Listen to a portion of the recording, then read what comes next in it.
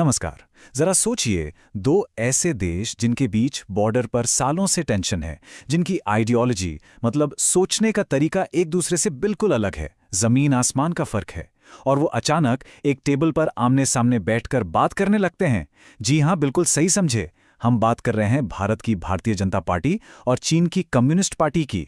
इनकी एक ऐसी मीटिंग हुई जिसने सच में सबको चौंका दिया। तो सवाल यह है कि आखिर इतने सालों की तनातनी के बाद ये हुआ कैसे? चलिए इसी को समझते हैं। तो देखिए, सबसे बड़ा और सीधा सवाल तो यही उठता है कि भाई गलवान घाटी की उस हिंसक झड़प के बाद जब रिश्ते इतने ज्यादा बिगड़ चुके थे, तो आखिर ऐसा हुआ क्या कि ये दोनों पार्टियां बातचीत के लिए तैयार हो गईं? क्या ये कोई मजबूरी थी या फिर एक बहुत सोची समझी स्ट्रेटेजी? चलिए इस पूरी गुत्थी को सुलझाने की कोशिश करते हैं।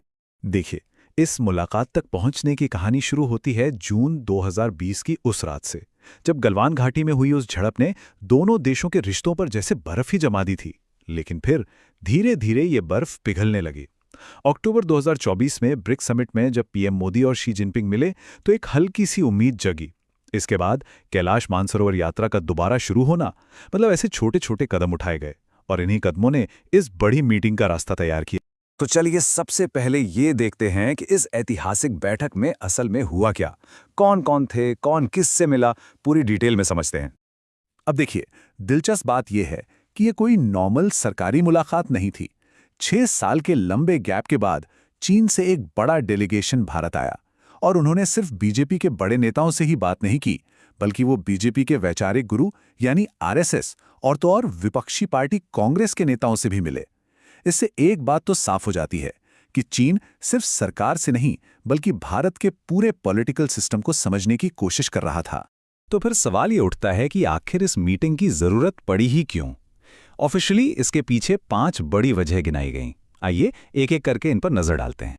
तो ये मुलाकात सिर्फ हेलो हाय करने के लिए नहीं थी, इसके पीछे एक गहरी स्ट्रैटेजी थी। पहला और सबसे जरूरी मकसद था बॉर्डर पर टेंशन कम करना। दूसरा, अमेरिका को एक मैसेज देना कि भाई भारत के पास और भी ऑप्शंस हैं। तीसरा, अपने इकोनॉमिक इंटरेस्ट्स मतलब व्यापार को सुरक्षित करना। चौथा, बातचीत में ट्रांसपेरेंसी लाना ताकि कोई सीक्रेट डील वाली बात ना रहे। और आखिर में पूरे एशिया पैसिफिक रीजन में शांति बनाए रखना। लेकिन जहां एक तरफ डिप्लोमेसी की ये शतरंज बिछाई जा रही थी, वहीं दूसरी तरफ भारत की घरेलू राजनीति में एक तूफान खड़ा हो गया। और बस यहीं पर इस कहानी में एक बड़ा ही मजेदार ट्विस्ट आता है। थोड़ा पीछे चलते हैं, साल 2008 में। याद है, जब कांग्रेस ने चीन की पार्टी के साथ एक समझौता किया था, तो बीजेपी ने इसे देश की सुरक्षा से खिलवाड़ बताकर बड़ा हंगामा किया था। और अब देखिए, जब बीजेपी ने वही काम किया, तो कांग्रेस ने भी सेम टू सेम आरोप लगाए, पाखंड और दोहरापन। इससे साफ पता चलता है कि राजनीति में ना वक्त के साथ बस चेहरे बदलते हैं, कहानी तो वही रहती है। कांग्रेस के प्रवक्ता पवन खेड़ा ने तो इसे बिल्कुल सीधे शब्दों में कह दिया कि समस्या बातचीत से नहीं है, समस्या तो बीजेपी के पाखंड से है। उनका सवाल बिल्कुल साफ था, जो चीज कल तक आपके लिए देशद्रोह जैसी थी, वो आज देशभक्ति कैसे हो गई? खैर, इस पॉलिटिकल खींचतान से थोड़ा हटकर अब इस मुलाकात का असली और गहरा मतलब समझते हैं। क्या यह सब सिर्फ एक दिखावा था, या इसके पीछे कोई ठोस वजह, कोई सब्सटेंस भी था? देखिए, डिप्लोमेसी की दुनिया में ना 2 तरह की चीजें होती हैं। एक होता है संकेत यानी सिग्नलिंग, और दूसरा होता है सार यानी सब्सटेंस।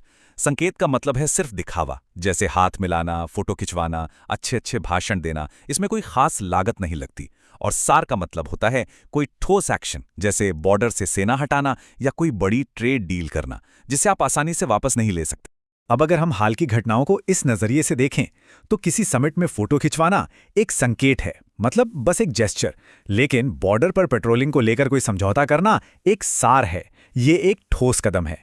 इससे हमें यह समझने में मदद मिलती है कि कौन सी चीज सीरियस है और कौन सी बस दुनिया को दिखाने के लिए है। तो इन सब बातों का मतलब क्या निकाला जाए? ये जो मुलाकात हुई है, ये भारत चीन के रिश्तों को आखिर किस दिशा में लेकर जाएगी? एक बहुत ही दिलचस्प नजरिया ये कहता है कि इस मीटिंग की जरूरत भारत से ज्यादा शायद चीन को थी। जैसा कि एक एनालिस्ट ने कहा, भारत कोई भरोसा मांगने नहीं गया था, चीन स्थिरता यानी स्टेबिलिटी मांगने आया था।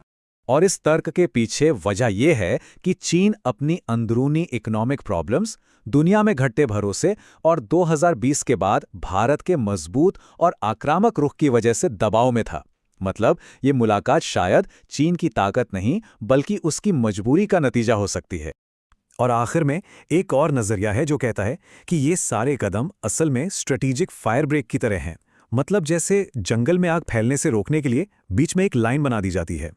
ये आग बुझाती नहीं, बस उसे फैलने से रोकती है।